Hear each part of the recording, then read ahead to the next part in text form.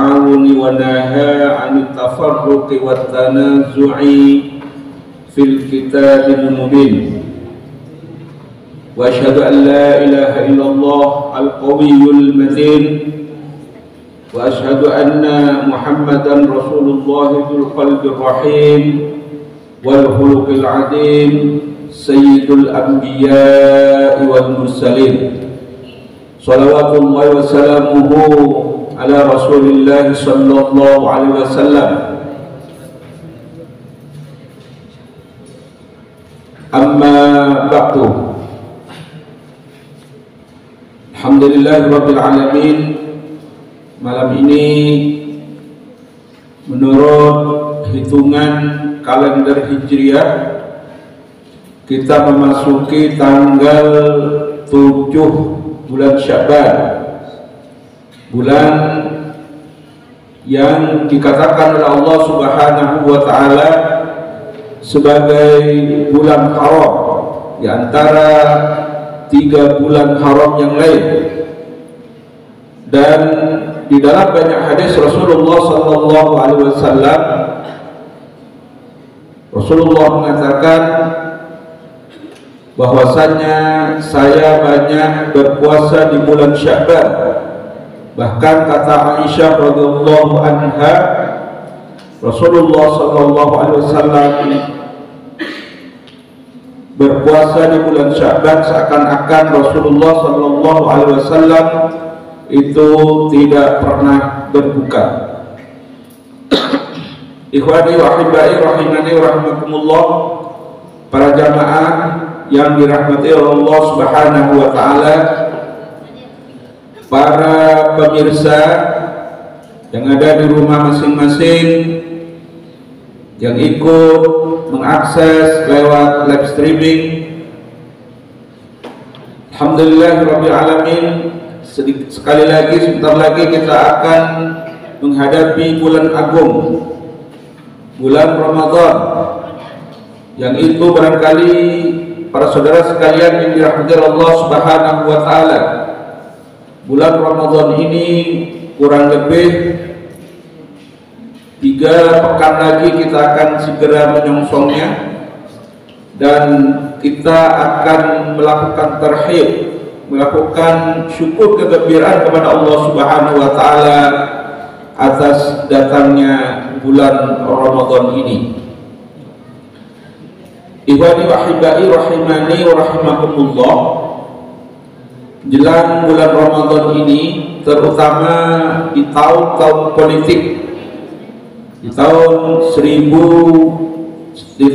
2023 ini, paling tidak yang menguap ke permukaan ada 2 peristiwa besar. Pertama, tentang ceramah nenek tua yang mengatakan bahwasanya anak-anak menjadi stunting, anak-anak menjadi kurang gizi karena ibunya kebanyakan ikut pengajian, jadi anaknya nggak keurus. Ya, jadi di sini karena ibu bapaknya nggak ada yang ngurus adalah guru-guru pesantren, kok nggak stuntingnya, kok gizinya terpenuhi, bahkan tambah semakin gendut-gendut gitu. Ya. Apalagi siapa? Ayubi, ya, Naila, ya. Naila, siapa lagi? Ayu, ya. Subhanallah. Berarti statement Simma itu salah itu, karena ibu bapaknya nggak ngurusi karena banyak pengajian, kemudian anaknya menjadi stunting, jadi kurang gizi. Yang kedua, para jamaah dirahmati Allah Subhanahu wa taala, ada satu podcast yang dilakukan oleh petinggi partai sekuler. Gak usah disebut namanya, nanti kena undang-undang ITE. Ya. Dalam podcast itu disebutkan bahwasannya umat Islam Indonesia seharusnya tidak berimajinasi untuk kembali kepada piagam Jakarta. Tahu yang dikenal ingin mendirikan negara Islam. Karena menurut petinggi partai itu, ya, daulah Islam itu tidak dikenal di masa Rasulullah Shallallahu Alaihi Wasallam. Yang ada adalah teori khilafah. Jadi yang ada menurut dia adalah teori khilafah. Ya, andai kata ya, beliaunya membuat pengandaian, andai kata pada saat itu ada jumhuriyah, ada republik, maka yang akan dipotret pada saat itu adalah republik, jumhuriyah. Tapi karena yang ada pada saat itu adalah teori khilafah, maka yang dipotret adalah khilafah. Yang kedua, menurut beliaunya, yang penting itu bukan bentuknya. Yang penting itu adalah pesan-pesan Islam itu harus sampai. Mau menggunakan apapun, ya, kalau pesan-pesan Islam itu sampai, tidak masalah. Maka tentu tidak boleh kita mengandaikan munculnya kehilafahan, karena itu adalah masa lalu. Teori tentang kehilafan itu adalah masa lalu, di mana buruknya kehilafan itu menurut beliaunya yang mulia ini, bahwasanya masa jabatan khalifah itu tidak ada periodenya, jadi ya seumur hidup. Yang kedua, menunjuk penggantinya itu sesuka dia, mau menunjuk siapa sesuka dia. Dan yang ketiga, menurut kesimpulan saya ketika melihat video itu, bahwasanya khalifah itu seluruh perintahnya nafidu amruhu, seluruh titahnya, seluruh kebijakannya adalah harus terlaksana, bukan berdasarkan undang-undang. Saya yakin, bahkan hakul yakin, petinggi partai itu adalah sangat-sangat paham tentang agama, sangat-sangat paham tentang Islam. Tapi karena petinggi partai ini ada sesuatu, maka dia kemudian menjual diri, memelintir ajaran-ajaran Islam itu menurut kehendak dia. Justru ya, negara republik ini menurut dia relatif lebih islami karena mengakomodir seluruh kepentingan-kepentingan umat Islam. Setelah itu saya matikan videonya karena merasa jijik. Subhanallah, begitu masifnya serangan kepada Islam dan sistem Islam. Baik, malam ini para jamaah rahmatullah Allah Subhanahu wa taala, tolong yang membawa kitab Fikrul Islam itu dibuka halaman 22. Fikrul Islam halaman 22 ya. Al-Fikrul Islami halaman 22 dengan satu tema, la yajuzu an tataghayyarul ahkamu bitaghyiriz zamani wal makani. Ketemu? Mumtazah ketemu? Oh belum pegang. Aziza belum. La yajuzu an tataghayyara al-ahkamu bitaghyiriz zamani wal makani. Hukum tidak berubah, la yajuzu tidak boleh. Ya, kalau kita terjemahkan secara literal, hukum tidak boleh berubah bitaghyiriz zamani wal makani, karena perubahan waktu dan tempat. Ya. Apa sebetulnya maksud dari pembahasan di Faqra ini? Mari kita baca ya. Kita simak bareng-bareng. Bismillahirrahmanirrahim. La yajuzu an tataghayyara al-ahkamu bitaghyiriz zamani wal makan. Yusaytiru ala adhanin ghalibiyatil muslimin fi hadhihi al-ayyam i'tiqadun mawqudahu anna al-islama marinun bukan mari apa? Marimas, marinun.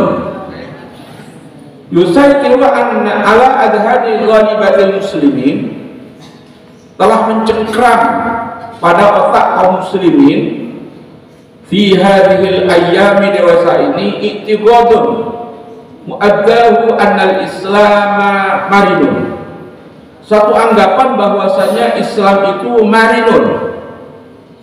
marinun elastis atau fleksibel, bahwa Islam itu bisa ditarik ke sana, bisa ditarik ke sini. Ini di sebagian besar otaknya kaum muslimin seperti itu.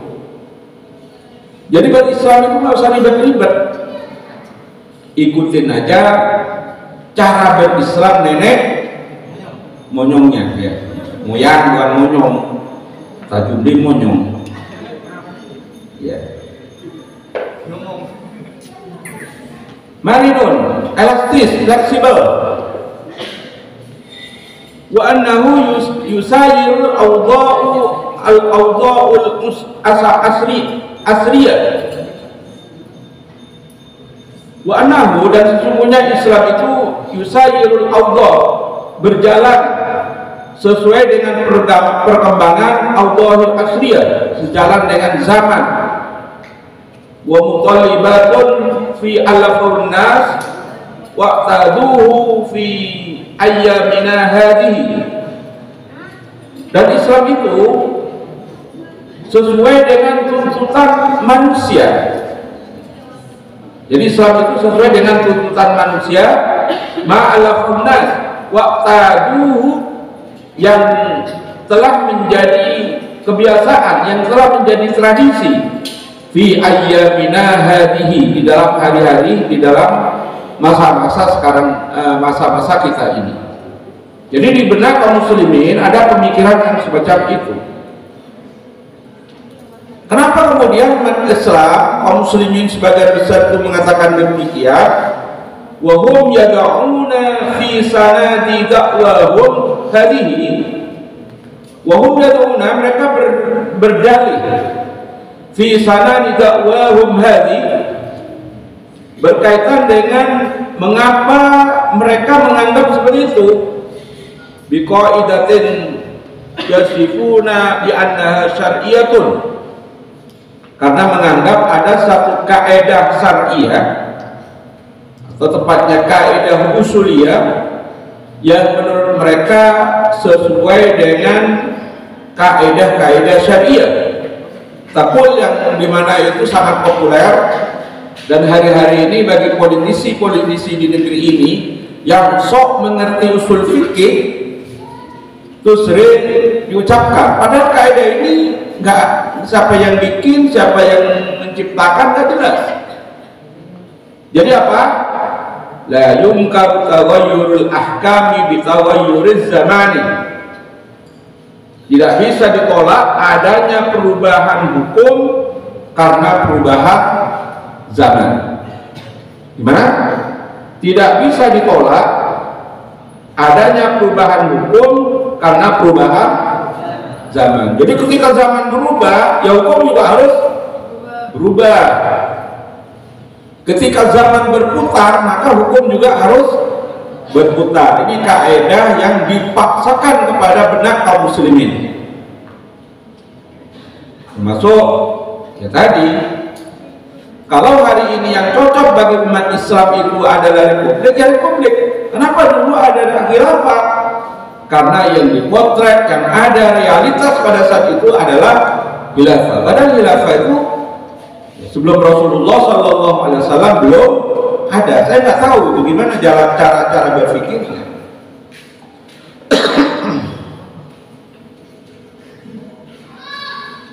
Wa ala asasi dzalik, dan atas aktivitas yang berdasarkan tersebut, tajiduhum yusayiruna al-waqi fi sulukihim. Jadi berdasarkan pemahaman tersebut, berdasarkan pemahaman tentang katanya kaidah syariah tadi, mereka kemudian beraktivitas dan melakukan perbuatannya al-waqi, yang sesuai dengan ya fi sulukihim, di dalam tingkah lakunya, wa takayyifuna bi tasarrufatihim hasbi ma yaqtadihi.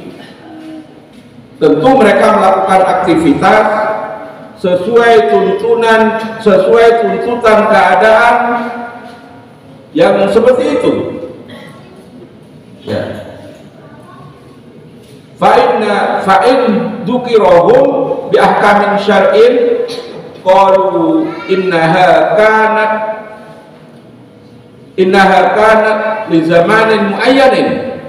Maka fa'in dzukirahum, ketika mereka diingatkan, jadi orang-orang yang kemudian meyakini bahwasanya kaidah ini benar, bahwasanya diingatkan dengan kaidah syariah, dengan hukum-hukum syarak, qalu innaha kanat li zamanin muayyanin wal islam yujabu ayyakunal insan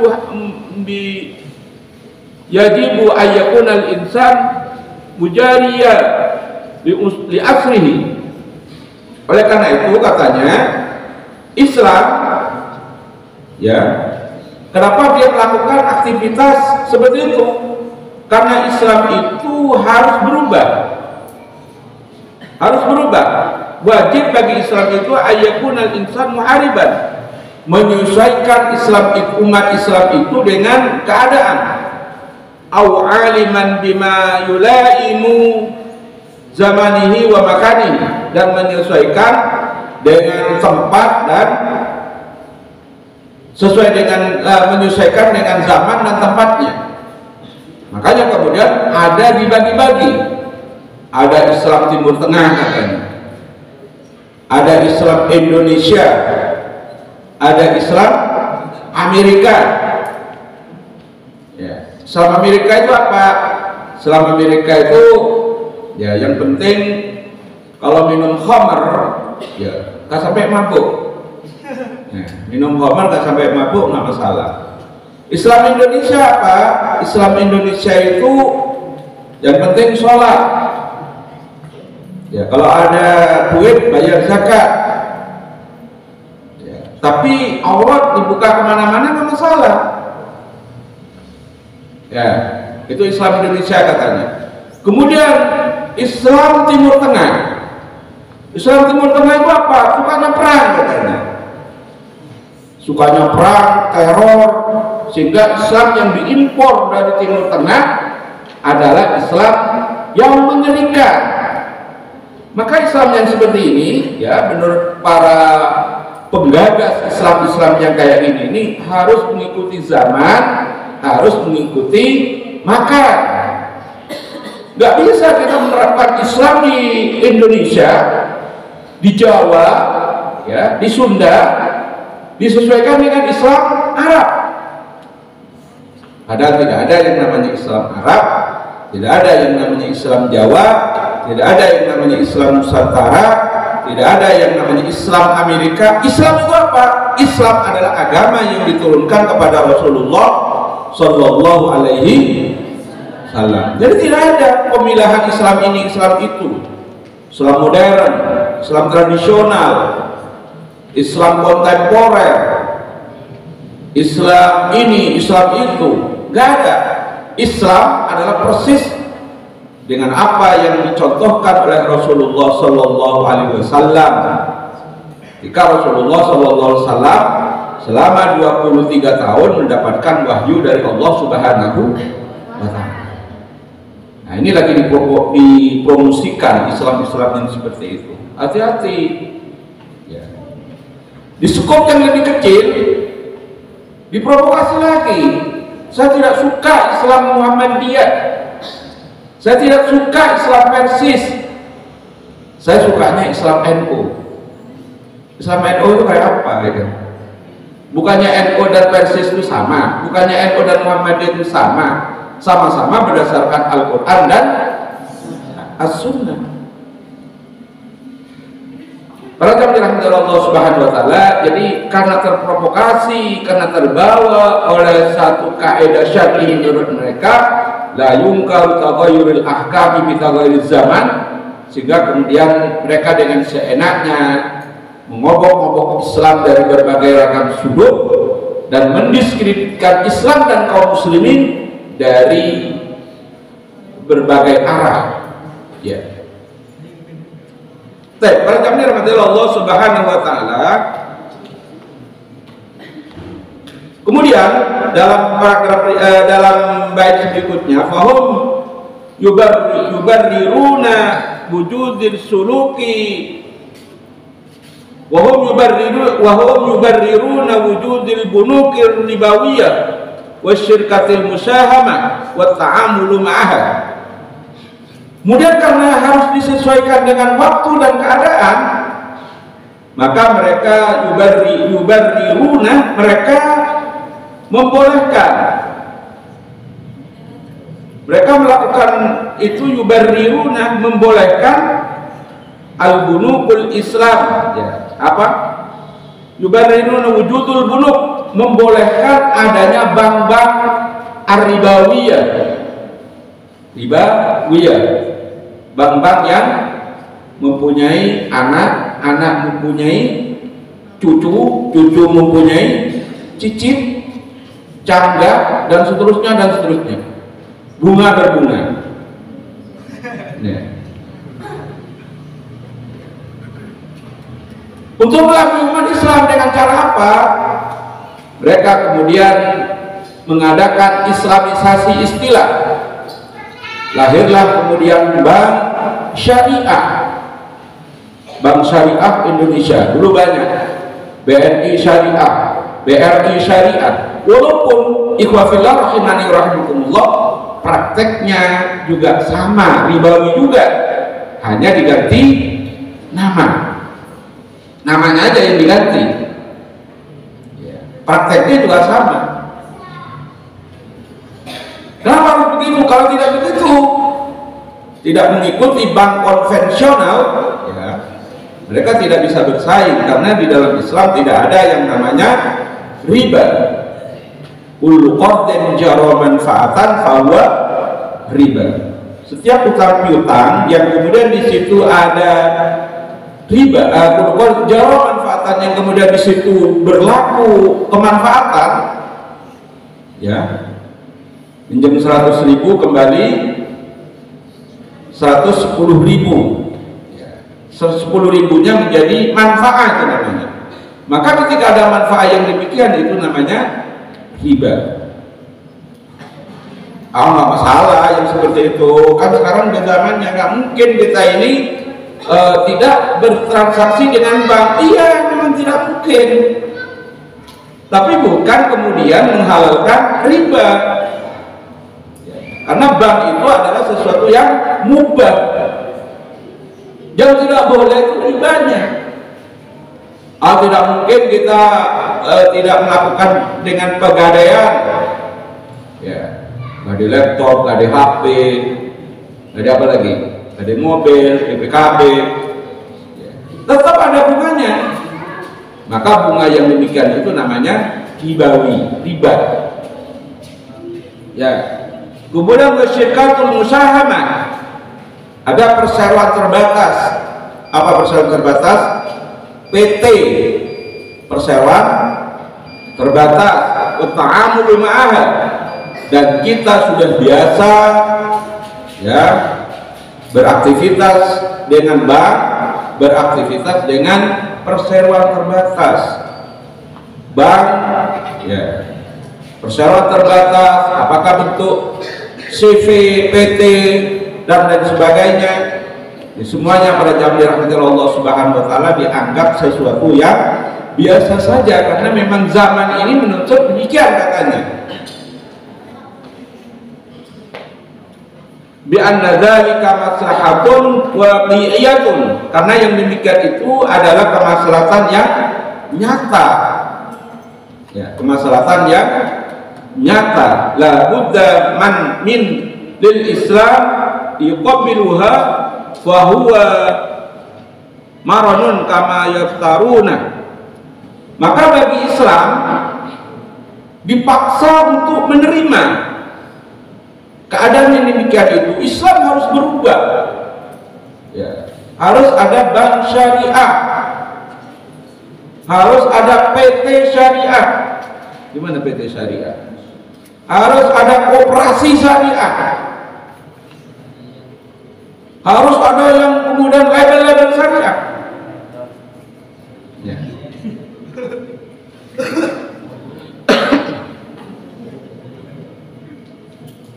Harus ada syariahnya.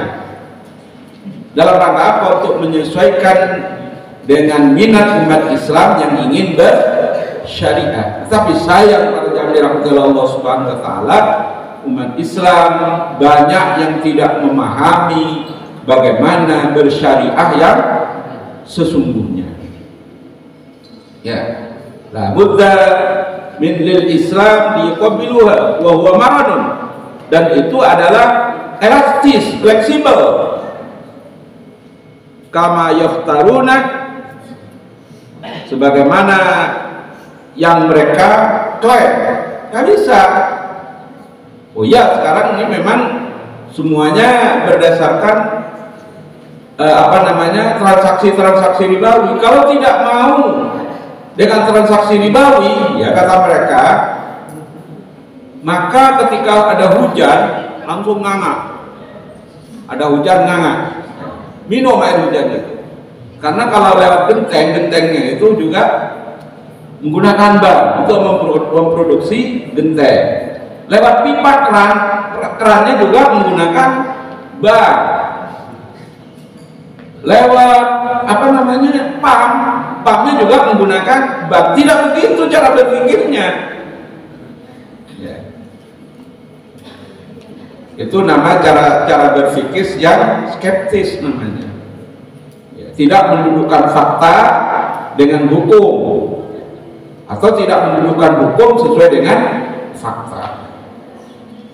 Maka para jamaah Allah Subhanahu wa taala, ya seperti itulah yang keinginan mereka, bagaimana menghancurkan, meluluhlantakkan Islam dan syariahnya, ya di tengah-tengah kemerosotan cara berpikir umat Islam. Contohnya, wa yatabarrajun nisa wa ihtilatihinna bil ghairi hajatin yuqarriha syarr. Wanita-wanitanya dipaksa untuk bersolek, berdandan, dipaksa untuk menor, ya. Wahtilatihinna, dan bergaul bil ghairi dengan laki-laki lain, bil ghairi hajatin, tanpa ada hajat. Yuqarriha syar'u, yang itu katanya dengan hajat yang ditetapkan oleh syarat. Kenapa begitu? Ya, subhanallah, para aktivis Islam yang konon ingin memperjuangkan tegaknya Islam, ya, mereka ada pengajian di musola, pengajian di masjid, apalah namanya, macam-macam. Remaja-remaja kemudian dikumpulin dari kampung ini, dari RT ini, dari RW ini, kumpulin di satu masjid, ceramah, menggebu-gebu. Kemudian setelah ceramah, ya, para aktivisnya tadi, ya nggak jelas duduknya, nggak jelas, pulangnya boncengan bareng juga nggak masalah. Kalau dibawa ke villa, memang mereka tidurnya dipisah. Tapi sebelum tidur, subhanallah, ya saya pernah ngisi itu kajian macam itu. Ini pengajian apa ajan biru jodoh ini? Jadi nggak jelas, kumpul itu. Astagfirullahaladzim. Gurunya atau kiainya itu, ustadznya itu mengatakan, nggak apa-apa, hitung-hitung siapa tahu ada jodoh dari forum ini, katanya. Astagfirullah. Jadi ikhtilatihinna bil ghairi li ghairi hajatin yuqabiya syar'u. Mereka melakukan ikhtilat dengan laki-laki lain dengan perempuan yang bukan mahramnya, bukan muhrimnya ya. Kalau muhrim itu orang yang sedang ihram, itu muhrim, jangan salah sebut. Muhrim itu adalah orang yang sedang melakukan ihram haji, ihram umroh, itu namanya muhrim. Mahram adalah orang yang tidak ada hubungan kekerabatan yang ketika kita melakukan pertemuan dengan dia, ya, tidak ada izin syara, itu namanya bukan mahram. Kalau mahram itu boleh. Kemudian wasyahidu mal ghuraba fil haflati la budda min sima'in bi wa ridha bihi li'annahu min mutalibatil asri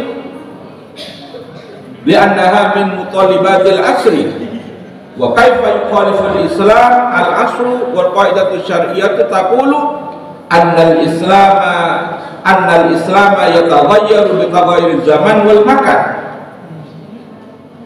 Wasyahiru, dan mereka begadang, ngobrol, ya, saling bercanda, namanya syahir. Wasyahiru mal ghuraba, mereka begadang dengan laki-laki lain, mereka begadang dengan wanita-wanita yang bukan mahram tadi, fil haflat, dalam satu pesta, la budda minas simahi, ya, la budda minas simahi, yang seperti ini harus diterima oleh Islam, waridhabihi, dan harus ditolerir. Apa ditolerir? Dianggap menjadi sesuatu hal yang lumrah. Waridhabihi li'annahu min mutallibatil asri, karena yang demikian itu adalah tuntutan zaman. Nggak bisa uper nanti umat Islam kalau tidak seperti itu. Baru kalau bunting, ya, nggak ada yang tanggung soal, tanggung jawab doang, nggak ada yang tanggung soal. Ya. Wa kaifa yukhali Islam al-asr? Ya, pertanyaan mereka, bagaimana kemudian Islam itu bisa bertentangan dengan zaman, wal qaidatu syar'iyyah, dan kaidah syariah tadi, di mana mereka mengatakan innal islama yataghayyaru bi taghayyuri zaman wal makan. Sesungguhnya Islam itu berubah dengan perubahan zaman dan perubahan waktu dan tempat.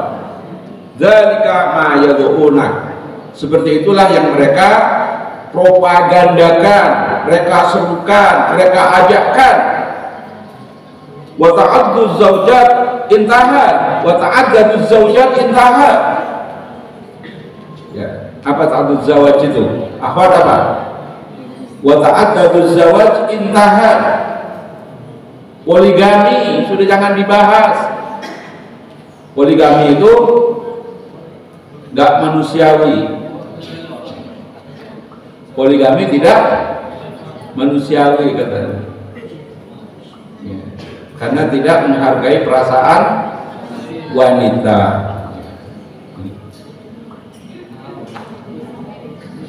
Intaha, udah gak usah dibahas, tidak relevan lagi. Intaha hukmuhu, hukumnya sudah selesai, gak usah dibahas.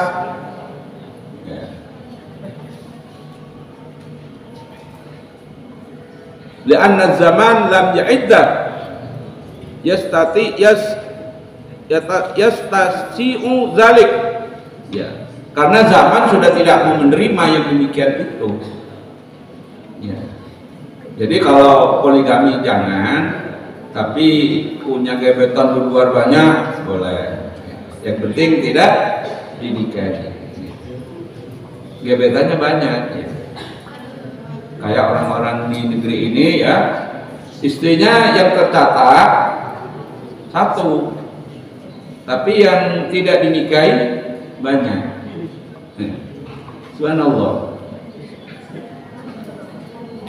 Dan istrinya fine-fine aja. Yang penting jangan di depan mata gue, katanya. Yang penting jangan di depan saya.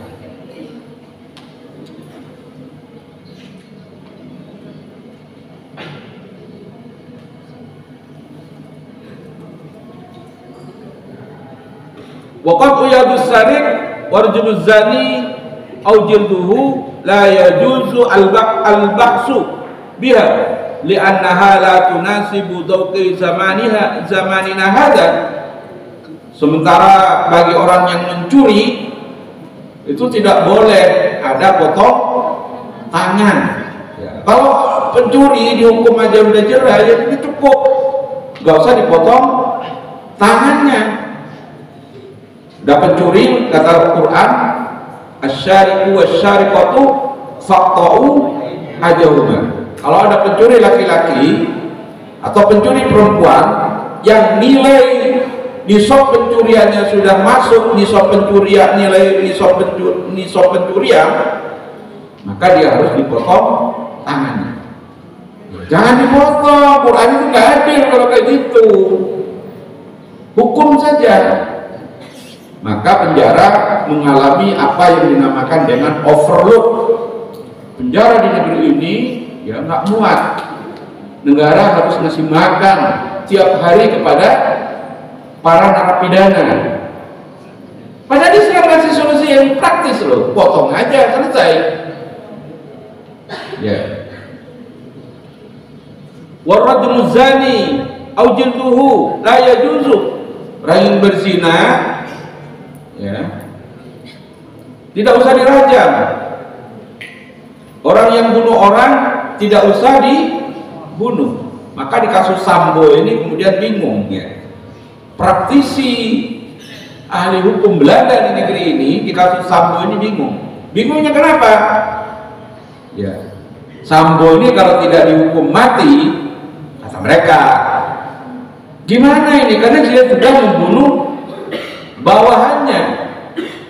Padahal di hukum Belanda yang sekarang mau direvisi, yang kemarin di RKUHP itu direvisi, tidak boleh ada hukuman mati. Mereka juga bingung sendiri.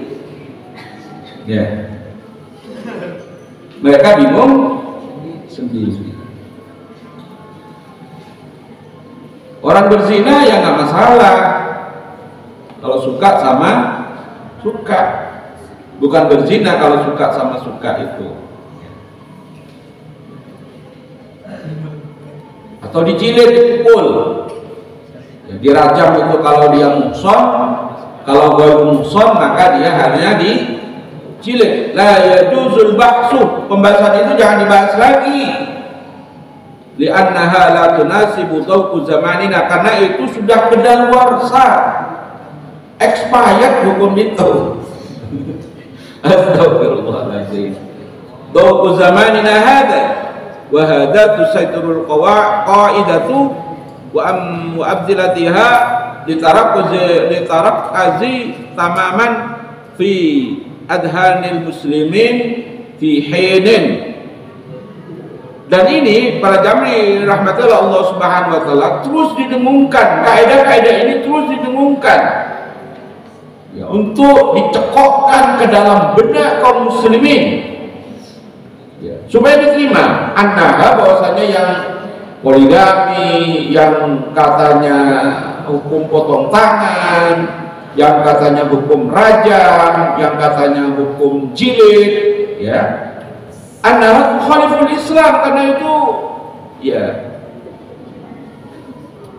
annaha mukhaliful Islam mukhalifatan kulliyatan, karena itu ya bertentangan dengan Islam, mukhalifatan kulliyatan, dengan pertentangan yang sangat, karena Islam itu tadi fleksibel dan elastis ya. Maka para jamaah Allah Subhanahu wa taala baltasifu usulihi, baltasifu usuluhu, bahkan dengan kaidah itu bisa merobohkan pondasi-pondasinya, wa furu'uhu ya, dan sendi-sendinya, wa taqtadu ala tasyi'ihi, dan kemudian melenyapkan aturan-aturannya, wa tatmisu mu'alimihi, dan menghilangkan simbol-simbolnya. Wa hiya innama nasya'at fi akhir qarni tasi asyar ayyam shiddatil inhitat li fikrin.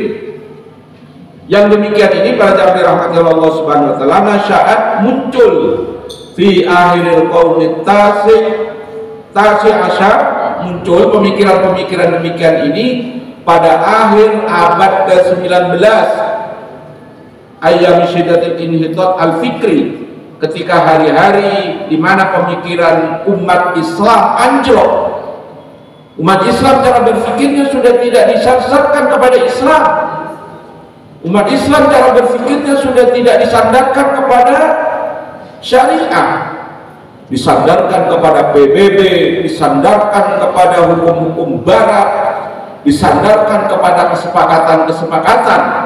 Maka pada zaman rahmat Allah Subhanahu wa taala, kenapa kemudian kemarin pada kajian pekan kemarin kok sampai ada lembaga dengan massa terbanyak yang mengklaim bahwasanya PBB itu bisa menjadi masyaridut tasri', sumber hukum. Subhanallah.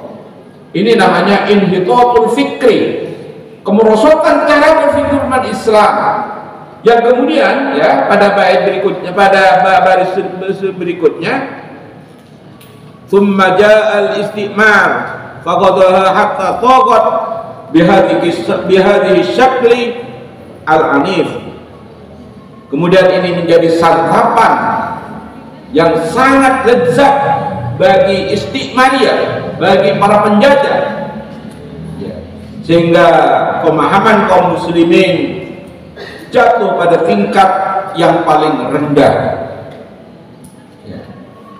Jadi pada Allah Subhanahu wa taala, kalau kemudian ada yang mengatakan, karena sebagaimana di prolog awal tadi, karena sekarang ini ya bukan dulu tidak ada jumhur, yang ada pada waktu itu adalah teori-teori khilafah, maka yang dipotret oleh kitab-kitab fikih adalah teori khilafah. Coba ada jumhuriyah, republik, maka yang akan dipotret oleh fuqaha pada saat itu adalah jumhuriyah. Ya. Maka percaya Allah Subhanahu wa taala ini sekali lagi ya, ulamanya mencari keuntungan pribadi dari statement-statementnya, sementara umat Islam jatuh pada satu pemikiran yang sangat anjlok, pemikirannya sangat drastis, sehingga masya Allah ya, hari-hari ini bagaimana kalau kita menyaksikan di kalangan grassroots masyarakat awam kita, pemahamannya sangat ya naif sekali tentang bagaimana Islam, tentang bagaimana syariat Islam, tentang bagaimana penerapan syariat Islam, bahkan syariat Islam ya, dan institusi Islam itu menjadi momok, seakan-akan kalau Islam ini diterapkan ya, ini kan akan menghancurkan negeri ini. Kalau kemudian institusi Islam itu diri, maka juga akan berbenturan satu masyarakat dengan masyarakat yang lain. Kenapa? Ya karena memang umat Islam sedang tertidur pulas dengan nina bobo yang dilakukan oleh penjajah, dan umat Islam sangat menikmati akan hal itu. Wallahu a'lam.